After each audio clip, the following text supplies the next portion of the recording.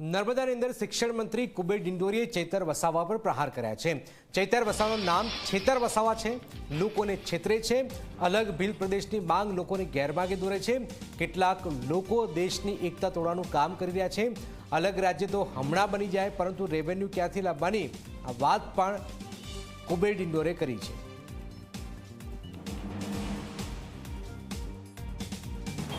પણ પાછો એ મુદ્દો આ કેટલાક નવા નીકળી ગયા ને પેલા આ છેતર વસાવા, છેતરભાઈ નામ ને છેતર વસાવા નામ છે। છેતરને છેતરવાનું કામ, લોકોને ભ્રમિત કરવાનું કામ, ભીલ પ્રદેશની માંગણી કરવાની, રાજધાની કઈ બનવાની? કેવડિયામાં એમ કે છે કેવડિયામાં રાજધાની બનાવવાની વાત ચાલે।